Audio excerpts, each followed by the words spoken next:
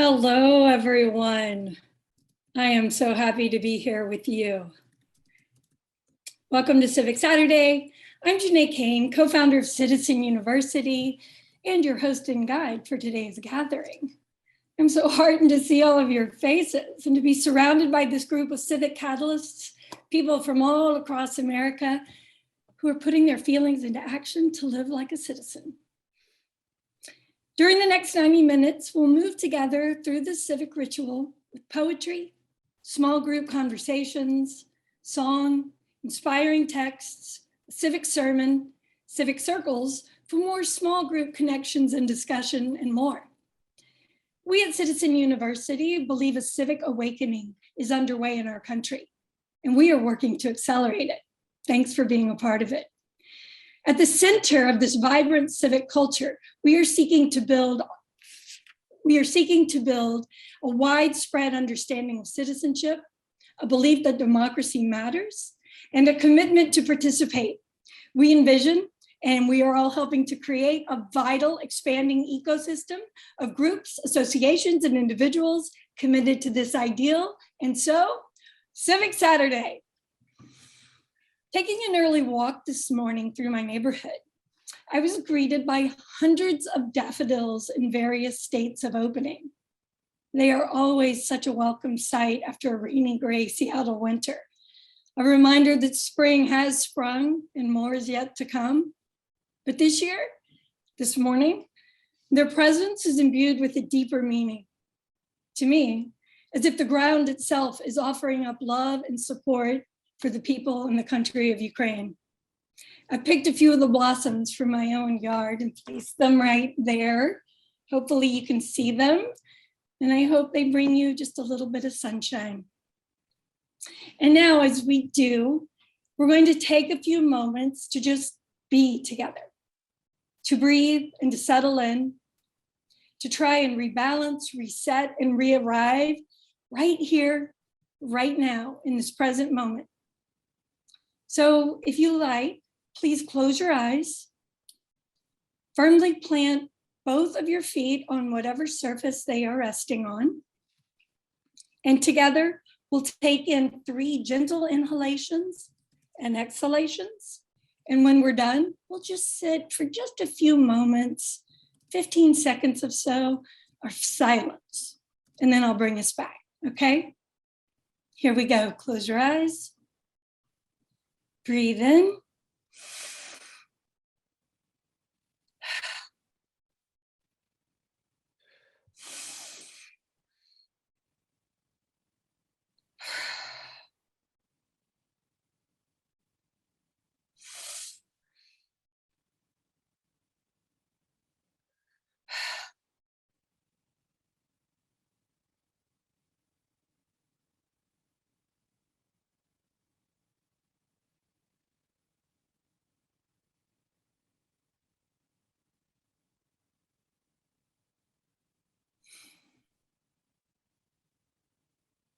Okay, open your eyes. Good. Today's theme of caring for ourselves and committing to each other should be a fortifying experience. During registration, we asked you, what do you need to recharge and recommit to your practice of citizenship? And in your own words, here's what you said.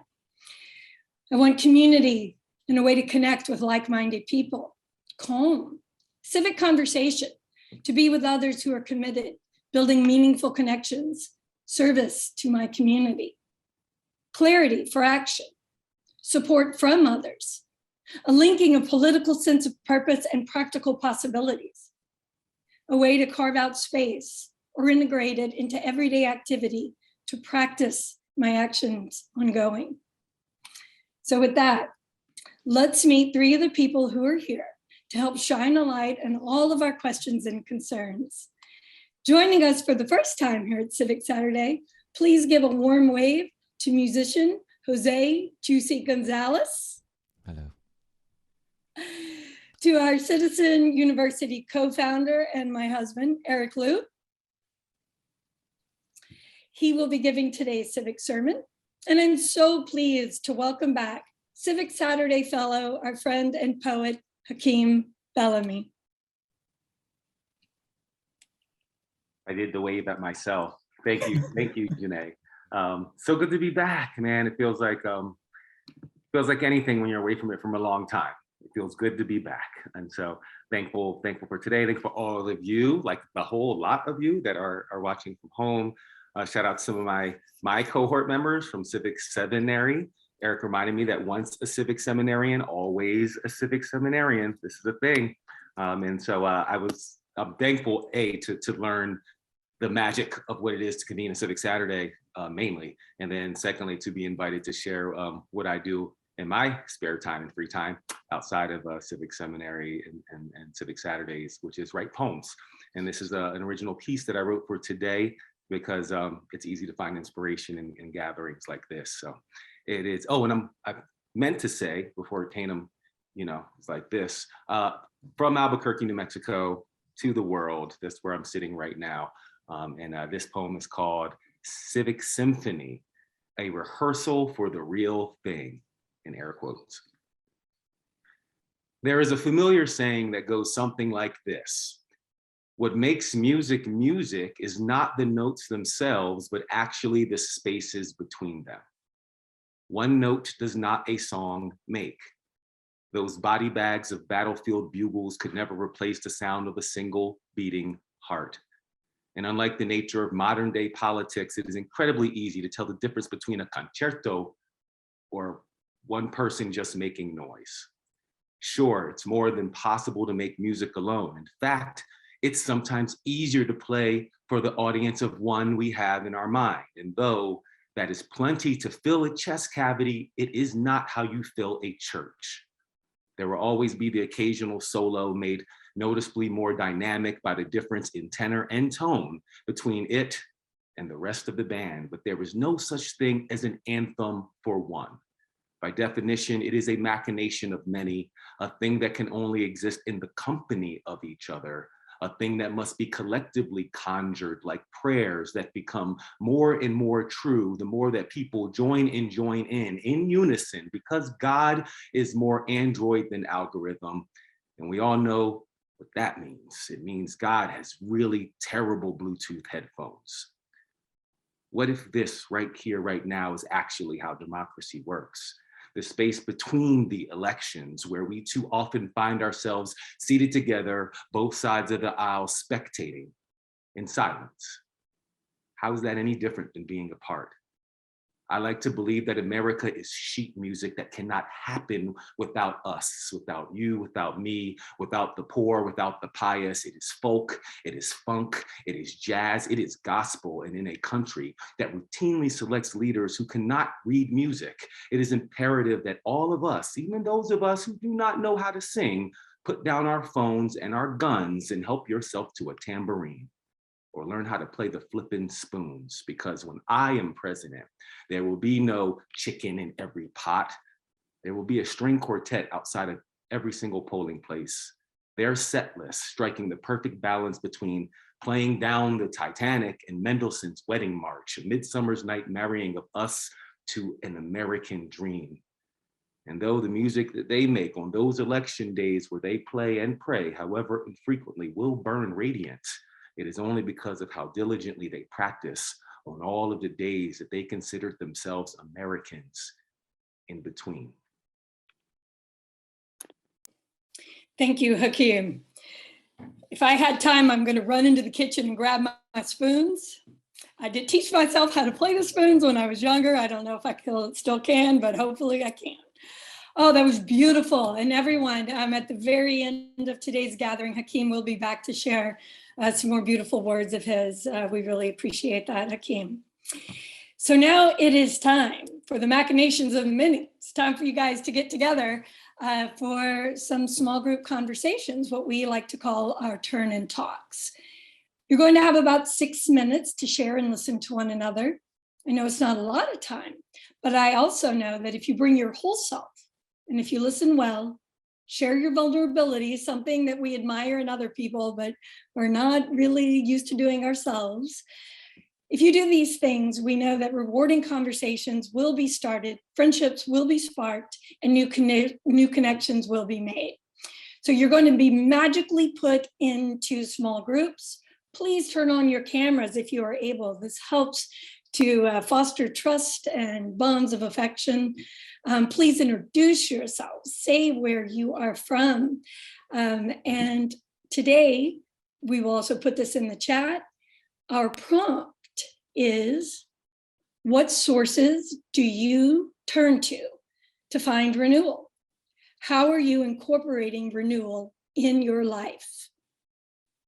What sources do you turn to find renewal? How are you incorporating renewal into your life? So you're going to be put into your breakouts. If something appears that says join breakout, please click it, and then we'll all return here in about 6 minutes. Enjoy each other.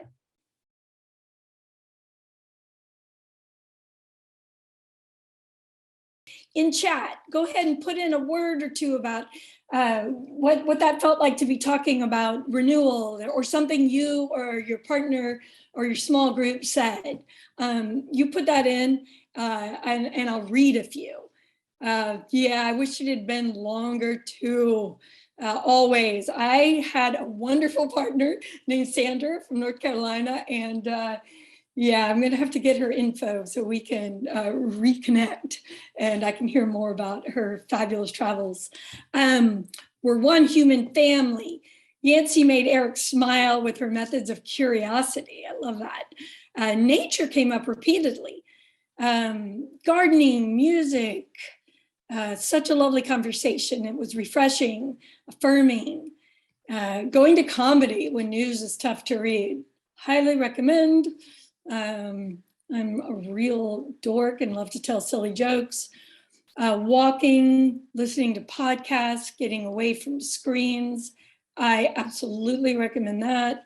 There's so much. Save this chat and read back through it. That's so many things that people are inputting that are just really meaningful and moving.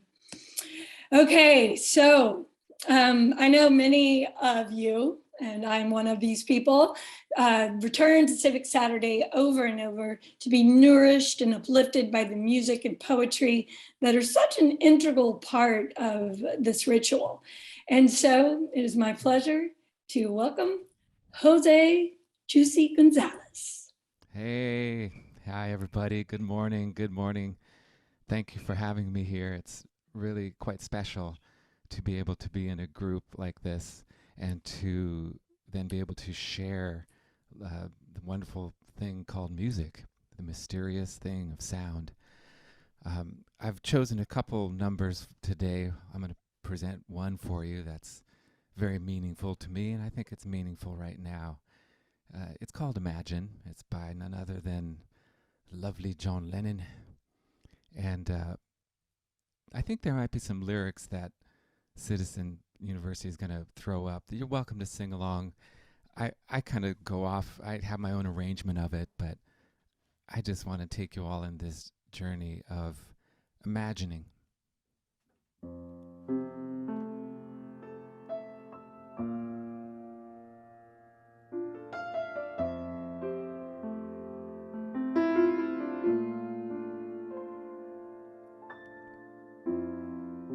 Imagine there's no heaven. It's easy if you try. No hell below us. Above us, only sky.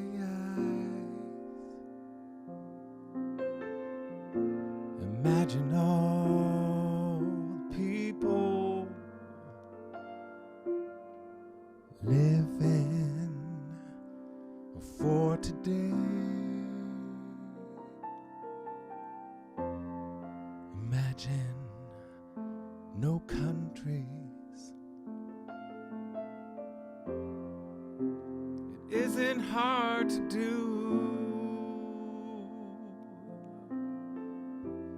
Nothing to kill,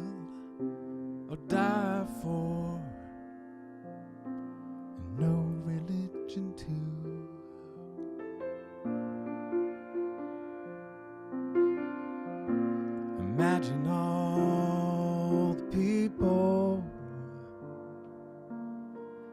living life in peace.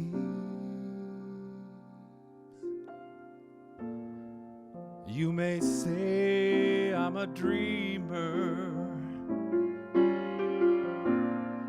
but I'm not the only one. I hope someday you'll join us, and the world will be as one.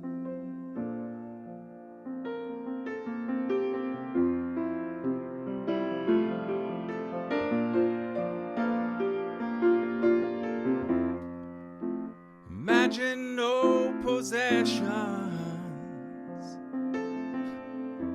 I wonder if you can. No need for greed or hunger. A brotherhood and a sisterhood of men and women working together. Imagine all the people sharing all the world. You may say I'm a dreamer, but I'm not the only one. I hope someday that you'll join us,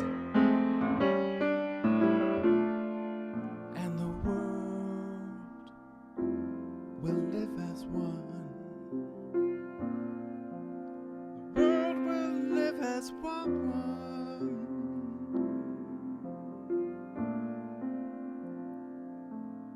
Will live as one. Imagine the world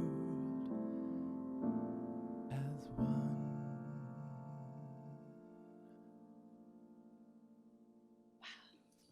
Thank you, Jose. That was a beautiful arrangement. Thank you. Oh, so beautiful. Jose lives here in Seattle, where he does all kinds of beautiful things with music, with gardens, and with bringing a lot of love and light to our community. Thank you for joining us. Jose will be back later on in the program. So now it's time, as we do, to welcome two of our members of this community to deliver some civic scripture. These are standout texts from across the spectrum of American history and ideas that can help give us some shared perspective to our current moment. And our readers today are Anchal Dar and Sandy Olson, who will then be followed by Eric Liu and our civic sermon. So please, Anchal. Thank you so much, Anae. Hello, everyone. My name is Anchal Dar. I use she, her pronouns, and I'm coming to you all today from Mwekma, Ohlone, and Ramaytush lands here in the San Francisco Bay Area. I also just want to give a quick shout out to my awesome Civic Saturday cohort 9, Humanize. I'm so grateful to be here with you all today and have a chance to share this piece of civic scripture that I'm about to read. And this piece is from Frederick Douglass, titled From a Speech to the National Convention of Colored Men. Louisville, Kentucky, September 24th, 1883. It was once said by the great O'Connell that the history of Ireland might be traced like a wounded man through a crowd by the blood. And the same may be truly said of the history of the colored voters of the South. They have marched to the ballot box in face of gleaming weapons, wounds, and death. They have been abandoned by the government and left to the laws of nature. So far as they are concerned, there is no government or constitution of the United States. This is no question of party. It is a question of law and government. It is a question whether men shall be protected by law are left to the mercy of cyclones of anarchy and bloodshed. It is whether the government or the mob shall rule this land, whether the promises solemnly made to us in the Constitution shall be manfully kept or meanly and fragrantly broken. We hold it to be self-evident that no class or color should be the exclusive rulers of this country. If there is such a ruling class, there must, of course, be a subject class. And when this condition is once established, this government of the people, by the people, and for the people will have perished from the earth. Thank you. Thank you, Anchal. And now Sandy. Hi, everyone. I am coming to you from West Philadelphia. I use she, her pronouns, and I'm so thankful that I can still be part of Civic Seattle, even though I'm no longer in Seattle anymore. This is from President Ronald Reagan from a speech at Moscow State University, Moscow, Soviet Union, May 31st, 1988. We Americans make no secret of our belief in freedom. Go to any American town, to take just an example, and you'll see dozens of churches representing many different beliefs in many places, synagogues and mosques. And you'll see families of every conceivable nationality worshiping together. Go into any schoolroom, and there you will see children being taught the Declaration of Independence, that they are endowed by their Creator with certain unalienable rights, among them life, liberty, and the pursuit of no government can justly deny. The guarantees in their Constitution for freedom of speech, freedom of assembly, and freedom of religion. Go into any courtroom, and there will preside an independent judge beholden to no government power. There, every defendant has the right to a trial by a jury of his peers, usually 12 men and women, common citizens. They are the ones, the only ones, who weigh the evidence and decide on guilt or innocence. Go to any university campus, and there you'll find an open, sometimes heated discussion of the problems in American society and what can be done to correct them. March in any demonstration, and there are many of them. The people's right of assembly is guaranteed in the Constitution and protected by the police. Go into any union hall where the members know their right to strike is protected by law. As a matter of fact, one of the many jobs I had before this one was being president of a union, the Screen Actors Guild. I led my union out on strike, and I'm proud to say we won. But freedom is more even than this. Freedom is the right to question and change the established way of doing things. It is the continuing revolution of the marketplace. It is the understanding that allows us to recognize shortcomings and seek solutions. It is the right to put forth an idea, scoffed at by the experts, and watch it catch fire among the people. It is the right to dream, to follow your dream or stick to your conscience, even if you're the only one in a sea of doubters. Freedom is a recognition that no single person, no single authority or government has a monopoly on the truth, but that every individual life is infinitely precious, that every one of us put on this world has been put here for a reason and has something to offer. Thank you, Sandy. Thank you, Anchal, for those readings of texts of civic scripture. I am Eric Liu. I am so profoundly moved to be with all of you today. So many people who are longtime members of our Civic Saturday community, and so many people who are newcomers. And I just want to say the feeling of gratitude, the feeling of connection is so strong here as I'm seeing your faces and been scrolling across the screens. I'll encourage you, if you're able to and want to turn on your cameras when we go so that we can just be in company with each other and see each other as we go. I also wanted to, for people who are new to Civic Saturday, say a word of context, because you heard several people who've spoken already today give shout outs to their cohorts of Civic Seminary and talk about this. And let me just say what this is. We have a program at Citizen University called Civic Seminary, where we are training people like Hakim, like Anshal, like so many others who are in the room with us here today, all across the United States, in small towns and big rural places, urban places, exurban, you name it, to lead Civic Saturdays for their own communities, in person, on Zoom during the pandemic, in different ways, in different styles, but to do this same spirit of gathering and invitation, to use this same format that we've devised that's analogous to that is a civic analog to a faith gathering, as a way to invite people into meaning making together. That's what that program is, and that's what you've been hearing shout outs about. And we're so proud of all of them who've joined us today, but we're so grateful to all of you. We, as you saw in the introductions, and you look around, we are that symphony that Hakim spoke of. We are that vast orchestra of every kind of song, every timbre, every way of being and seeing from around the United States, every part of the United States, every tradition drawn from the land that is now the United States, but before it was the United States. And so the gratitude that I have here is the gratitude for us together. And for this moment that we're in, as Janae was saying in her welcoming remarks, we are in literally about approaching a season of renewal, a season of daffodils, a season of lengthening days.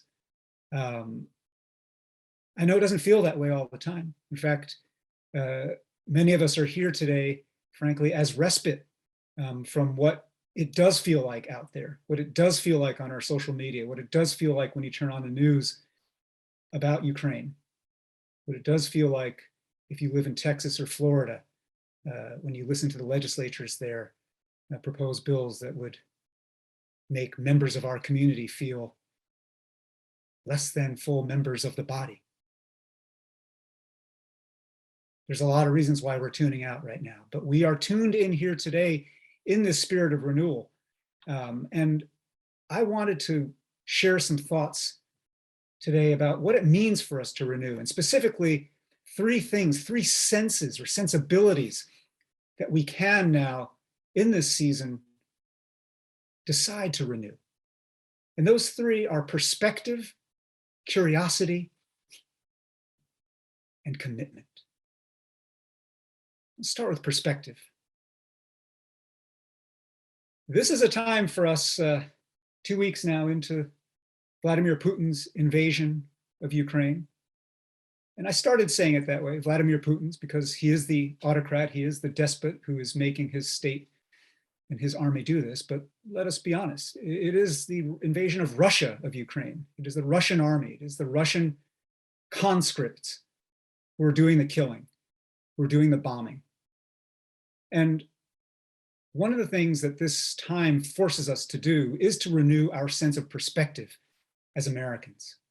We Americans, so divided, so polarized, so consumed by manufactured controversies, not only of the hour or the day, but of the Twitter minute that will pass like a thought, like a spasm. And what Vladimir Putin has done for us is that he has clarified the stakes for us. He's reminded us of what is at stake in the United States and around the world right now. I think we Americans over the last many years have developed a habit of speaking a little too casually of tyranny, a little too thoughtlessly and superficially of oppression. When I think about that convoy of man children in their big trucks driving in the Freedom Convoy, demanding relief from the tyranny of what? Of public health measures in a pandemic. When I think about that convoy, even though it didn't materialize to be that much, I think about the indulgence, that self-indulgence to say that this is tyranny. When I think about people on the left who want to police every form of language in conversation, casual and public, and scrub it of anything that might run afoul of an anti-oppression agenda, I think we in the United States have grown a little bit inured to the way in which we live in luxury. We live in luxury, let me tell you this. I don't mean material luxury. I mean, when you compare it to the peoples of the world, when you compare it to the circumstances of Ukraine, we live in luxury. There's nothing puts a microaggression in proper perspective like a world historical macroaggression of the kind that Vladimir Putin has undertaken. Nothing puts cries of tyranny and don't tread on me into proper perspective than the treads of the tanks of the Russian army rolling into and surrounding and laying siege to city after city, killing civilians not as a byproduct, not as collateral damage, but as the point. And so perspective, that's one thing we've been given in this time. Now, of course, we in the United States, we do have injustice, deep, persistent, gut-wrenching, heart-rending injustice. And we have people here in the United States who increasingly, vocally express the ways in which they don't particularly like democracy.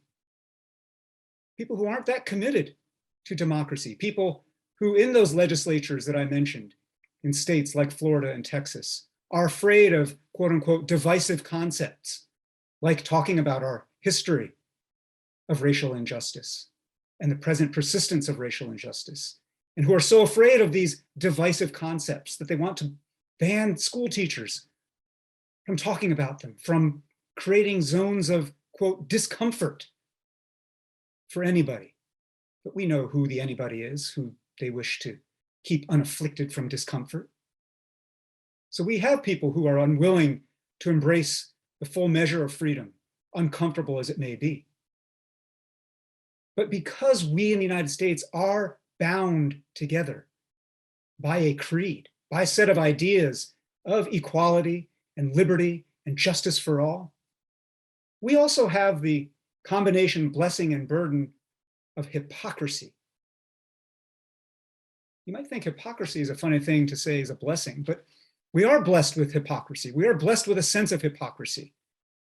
It is a blessing to realize that when you see people trying to stifle free speech in the name of comfort, when you see people trying to ban certain ideas, when you see legislatures telling people don't say gay, to realize that that's not just offensive to some sense of kindness and morality and empathy, but that is an act of hypocrisy. Why? Because it's baked into our original promises that we should have equality under the law and equal justice under law. It's baked into our set of promises that we should expect equal protection of the laws. And that creed sits there, sometimes spurring us, sometimes mocking us, but it is there. And in Russia, there is no such creed. In China, there is no such creed. Vladimir Putin can be completely nakedly open about his intentions to extend empire and to reclaim what he thinks is rightfully part of the Russian civilization, to stamp out an experiment in self-government, to stamp out a sense of national identity in the place called Ukraine that is offensive to his raw sense of overweening domination and power. There's no creed he has to live up to. There's no promises he's breaking there. He's operating in a long line of rulers of Russia for whom might has made right. I recently was reading a book by the Chinese dissident artist Ai Weiwei, a book called 1,000 Years of Joys and Sorrows. If you don't know Ai Weiwei, and if you don't know this book, I plead to you to learn about him and to get this book. He no longer lives in China. He's based in Berlin now, but he came to fame initially as an artist of great iconoclasm, kind of a Duchamp Warhol style of juxtaposing the ancient norms of the Chinese civilization, norms that were about huge collectivism and turning every individual into just a little rice grain or a little sunflower seed lost in a sea of such. And his art was hugely contrary to that pattern. And over time, the Chinese government found his art threatening. And he was intimidated and he was harassed. Ultimately, he was detained for 3 months and disappeared for a while. And his memoir talks about authoritarianism, and it talks about the ways in which the greatest threats of authoritarianism are not when a police state abducts you and puts you into a place you don't know where it is and puts a hood over your head and detains you in a room where 2 guards are there with you 24/7, telling you hour by hour, minute by minute what you can and cannot do. That the truest threat of authoritarianism is the ways in which that fact leads everyone else in your community and your circle to censor themselves. The fact that one has been detained leads the many to silence themselves. And when you read this memoir, when you read Ai Weiwei's work, you become made aware again with a sense of perspective of the ways in which we in the United States take too much for granted, and that we in the United States are experiencing a cross-ideological temptation to stifle free thought and free speech here in the name of avoiding discomfort. You don't need an authoritarian jackbooted police officer to come in and make you stop saying incorrect thoughts. We're doing that to each other, community by community, classroom by classroom. And so perspective in this season requires us to remember what we have and what we inherited, broken, unfulfilled as it may be. We must not squander what we've been given. We in the United States can still debate whether 1619 is the proper place to root our origin stories, the beginning of slavery, or whether 1776 is. But I'll tell you what, in China, they can't debate 1989. They can't name Tiananmen Square. They can't talk about that. And they have been erased from the memory and from discourse. And so perspective requires us not to squander what it is that we're capable of. But it is not only the gift of being able to argue, it is the responsibility then to bring to that argument a sense of moral discernment. That text we heard from Frederick Douglass resonates today because you realize the long history of voter suppression, the long history of intimidation, peaceful and violent, under color of law and under threat of a club or a noose that has kept voters of color from expressing their full voice and power throughout our history. And you see the through line from that to the ways in which in state after state in the United States today, there are still efforts to keep the poor, the young, the brown, the black from expressing their voice and their power at the ballot box. And yet moral discernment and perspective require us to recognize this is not them. Yes, it has taken us over 150 years to actually pass, as the Congress just did this week, an anti-lynching law. Yay, a little bit late. But what does that tell you? Does that tell you that this country is pitifully slow in facing justice? Or does that tell you that this country is capable of claiming justice? The text we heard from President Reagan, perhaps he thought it was too upbeat, it was too Reagan-esque in its kind of fuzzy, warm and fuzzy morning in America, freedom here, classrooms, courtrooms. Maybe some of you who are of the left and just have a reflexive disdain for anything with the word Reagan in it feel that way. But let me tell you, every word he said in that text, that excerpt we heard, is true. There is a deep truth underlying what he said. It's not true that every courtroom is fair. It's not true that every classroom is inclusive. But what is true and what is timelessly true is what freedom gives us the chance to do.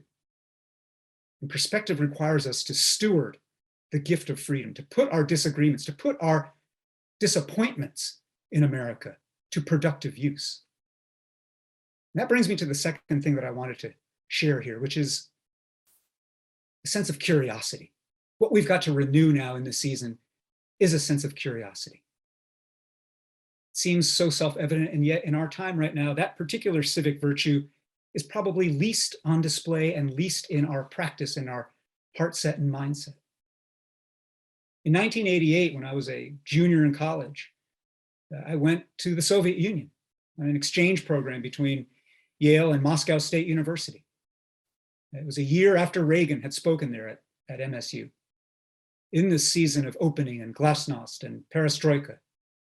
And there was a group of a dozen or 15 of us, Americans, diverse, every background, every kind of American you could imagine. And we arrived to the Soviet Union. We arrived there meeting our counterparts, these students there at Moscow State. And we were not equals in material terms.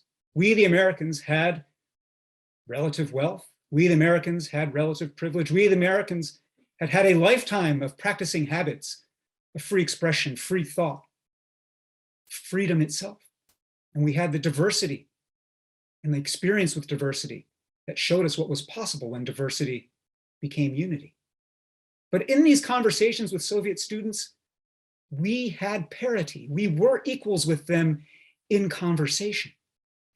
And I was brought to mind of this week when I was in conversation with my friend Monica Guzman, who works for Braver Angels, wonderful organization bringing people from the left and right together. And she has a brand new book out this week called I Never Thought of It That Way. And it's a book about how to activate the muscle of curiosity as a way to depolarize and rehumanize civic life.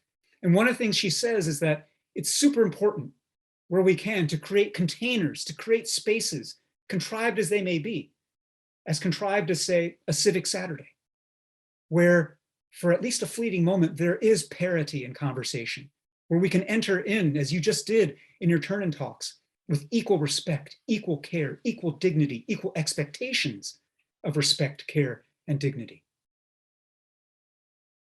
That we've got to find ways and create ways for that kind of parity in conversation, because there's another term for parity in conversation. It's called equal citizenship. We entered into those turn-in talks unequal in material circumstance, in age, in experience, in power, in capital. But for those 6 minutes, we found parity. And curiosity in this time requires us to take some pages from the playbook that Monica Guzman has laid out in her book, to practice things, as she says, like ask questions that begin with how rather than why. Because if you say, why do you think that? You're basically saying, why are you such an idiot? But if you ask, how did you come to see the world this way? With a spirit of genuine openness, you're inviting someone into sharing who they are without defense. She speaks also of the role of bridges and the work of bridge building and the complaint that you hear many people, particularly on the left, say, why should I engage someone whose views are so odious? Why should I engage someone whose views might not even respect my own humanity as someone who is a person of color, an immigrant, a Muslim, a transgender person? Why should I have to do that work? And her answer is, you don't have to do that work alone. We're all doing that work. But secondly, her point is, you don't necessarily even have to cross that bridge. Just keep the bridge. Don't bomb the bridge. Don't cut yourself off forever. There's so many wonderful practices that she shares and that we've all got to learn to cultivate. And yet, one of the things that struck me as I was talking to Monica, we were at an event with a wonderful organization based in Chicagoland in Illinois, but doing work around the country called FAN, Family Action Network, that gathers people together. And one of the things that struck me in that conversation is that this kind of curiosity, this civic curiosity, is necessary, so necessary right now, at a time where we have righteous certitude, where we know who we are, but we also know who those other people are, and we don't need to know anything else about them. And if we know how they stand on issue X, we don't want to know anything else about them.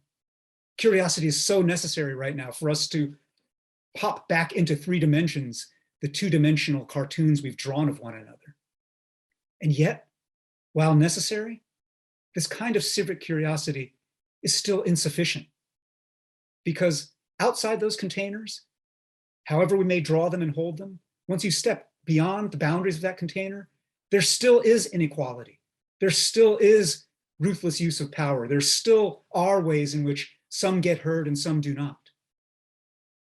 In 1988, after our wonderful 2 weeks in Moscow, we, the Americans, left to return to a free society. They stayed in Moscow. And They stayed in a society that then was in transition, full of hope, but also, as we saw in just a few short years, unable to stop the return and the creeping, seeping sense of autocracy and the need for someone to dominate and tell them what to do.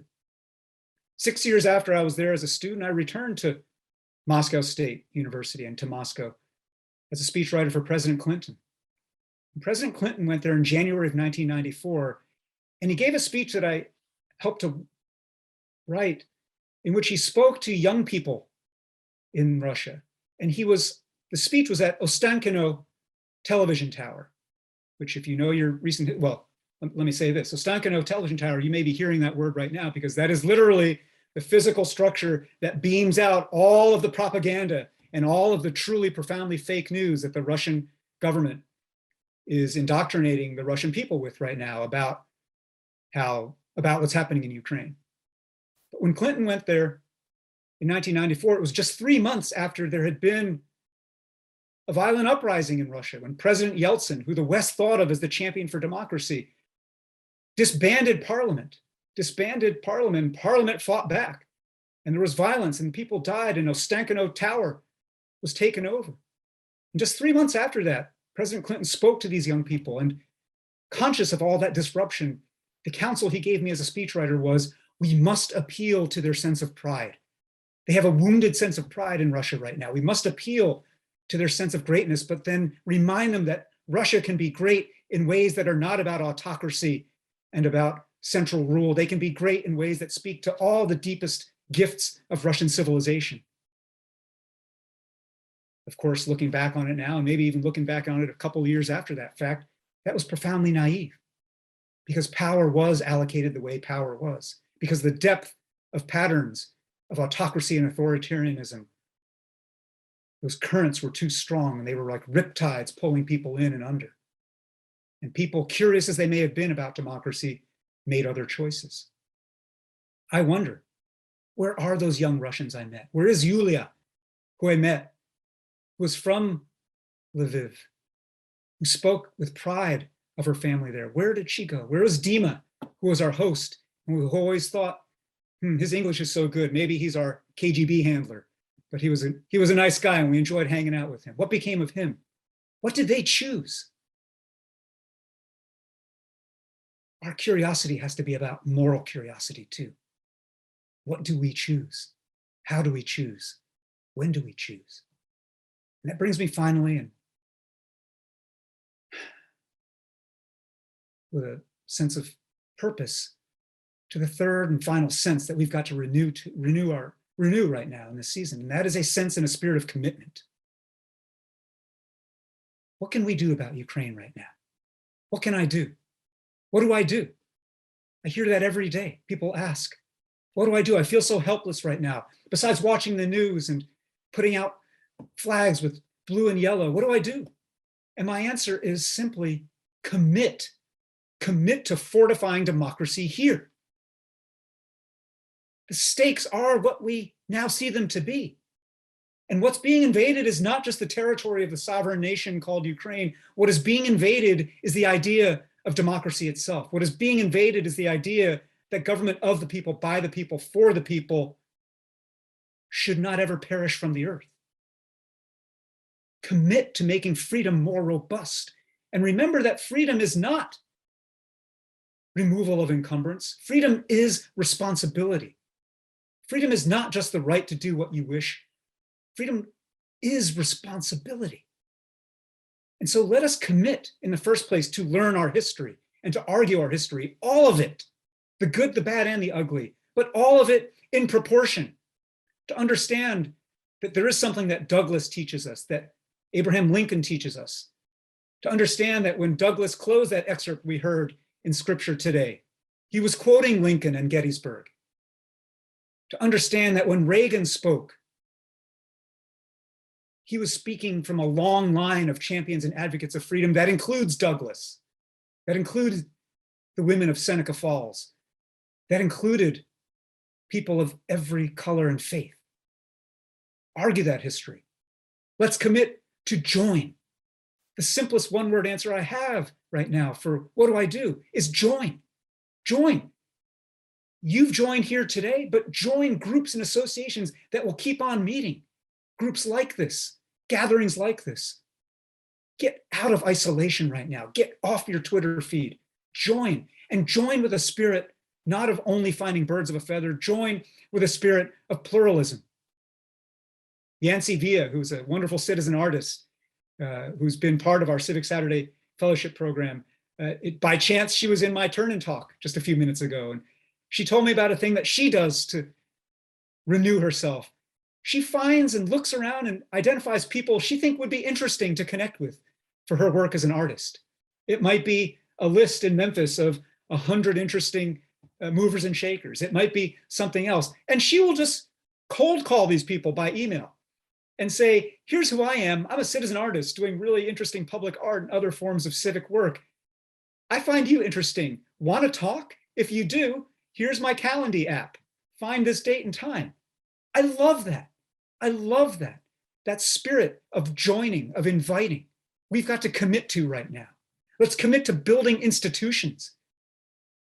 My friend and someone I admire greatly, Ann Stadler, is in the room here today. A week ago, we had a gathering, a fundraiser for the organization that she and so many others in North Seattle, in Lake Forest Park, right outside of Seattle, created, called Third Place Commons.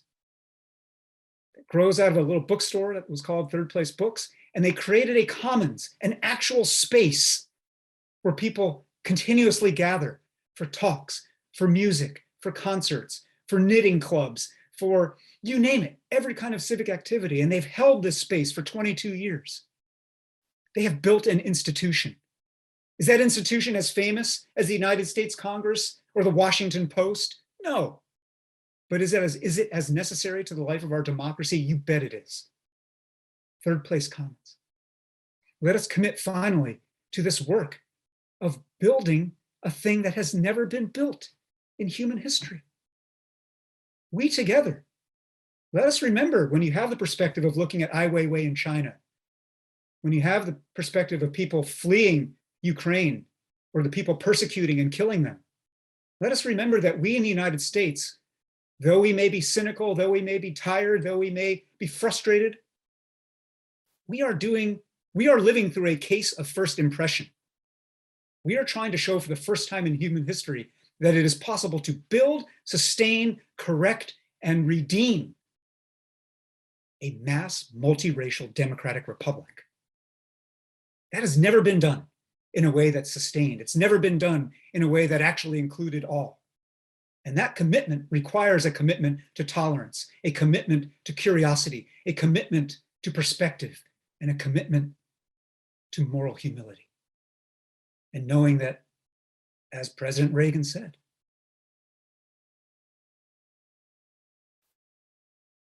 no one has a monopoly on truth. No one has a monopoly on wisdom.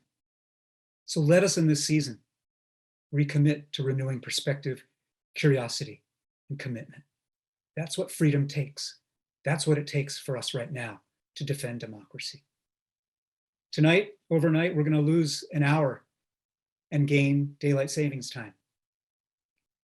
As we think about renewal, it's a gift to even use that word, because we've lost these last 2 years and nearly 1 million Americans and many millions more around the world to this pandemic.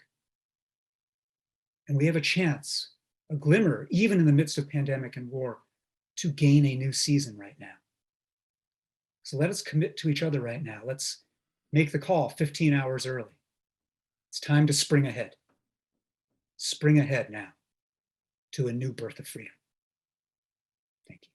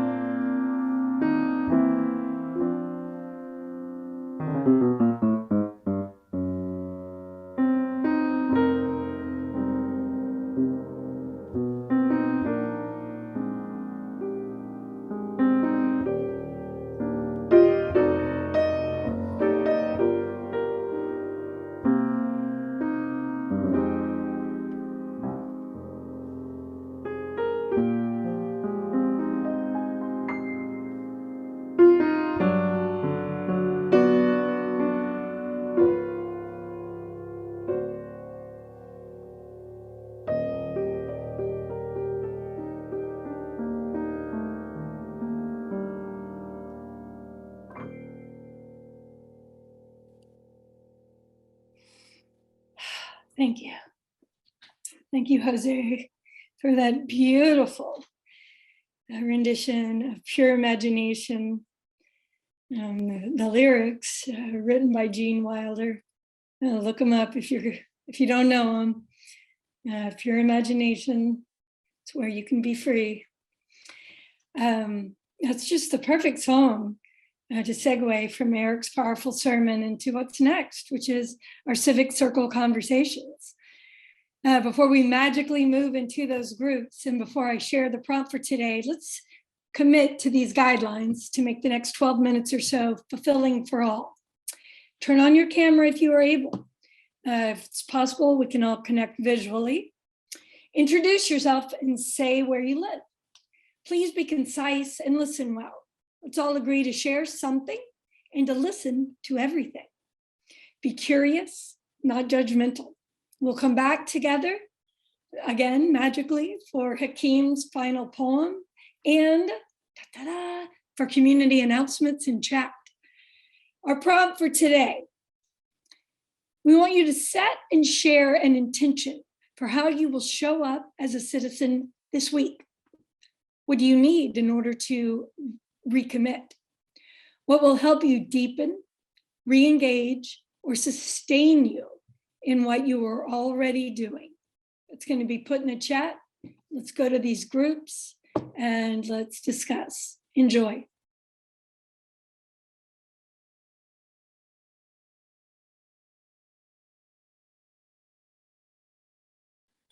Thank you, Jenna. And I want to shout out to my group.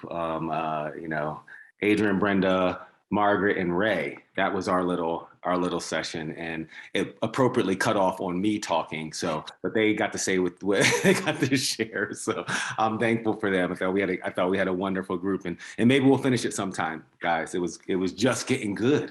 It was good the whole time. It was just getting great. Thank you. Just everybody who shared today. Eric, the sermon, as usual. Jose, the music, our readers of civic scripture.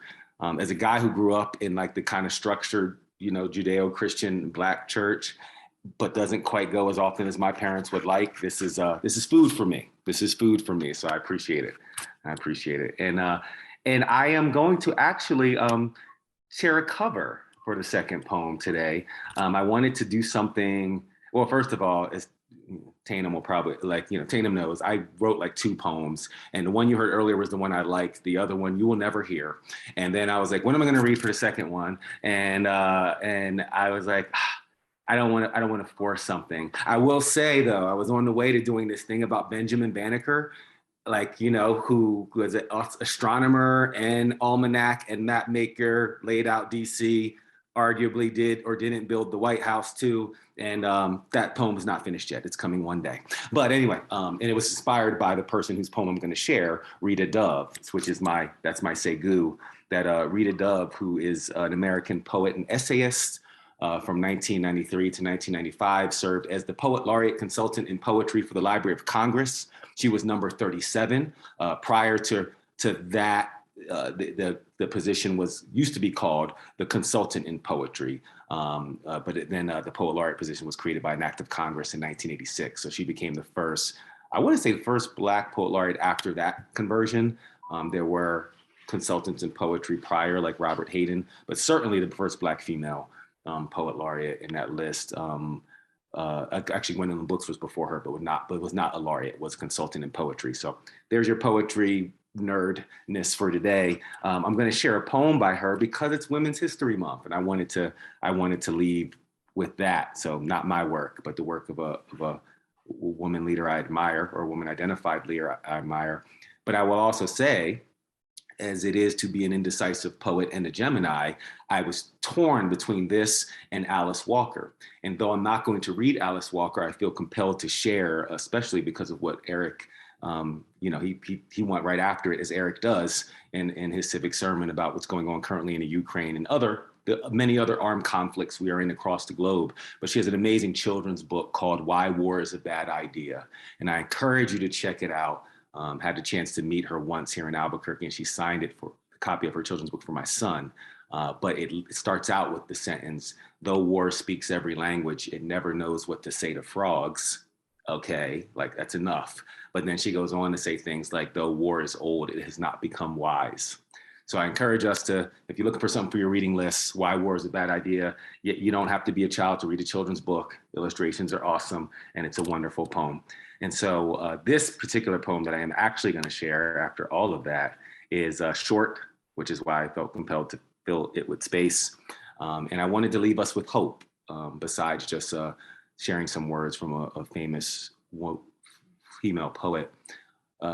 Rita Dove's poem, written in January of 1998, is called For Sophie, Who Will Be in First Grade in the Year 2000. So she wrote this, 12 years prior to Y2K. And it goes like this. No bright toy this world we've left you. Even the wrapping is torn. The ribbons grease-flecked and askew. Still, it's all we have. Wait a moment before you pick it up. Study its scratches, how it shines in places. Now love what you touch, and you will touch wisely.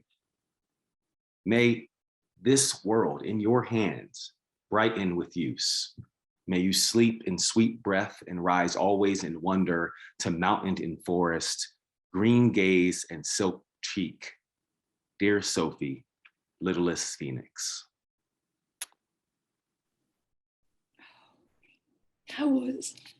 That was compact and powerful. Thank you. Oh, thanks for sharing that. It's all we have. Now love what you touch. I wrote that down. Oh, and Hakim, we just got to start putting in poetry lessons, lessons from poets and poetry into this, because you are a talented teacher. Thank you very much. All right, folks, we're going to do something that we've missed since we've gone online. Maybe it's a little something we call community announcements via chat. All right, yay. All right, we've missed doing this for the past few years, but let's do it now. So while I talk, think or type, but don't hit send. Think about things that you want everyone to know about, things that you're doing, things that you want to do, things that are happening in your community or that other people can join. Get it in to the chat, and then when I say go, we'll do that fun cascade where they hit up. But also know that we'll hang out a few minutes after we're done, and you can save it. You can go to the chat and hit save chat feature, and then it's yours. Okay, so look, just thanks. I'm going to say thanks now to everybody for showing up and for participating. From all of us at Citizen University, we're excited to see what you're about to put. So ready? 1, 2, 3, hit send. Susan Partnell has some great information about the Poor People's Campaign. Please take a read of that, find out more about that. Lots of ways to get involved with that. Want people to listen to a Gen Z civic podcast called nextgenpolitics.org. Shout out Civic Youth Collaboratory.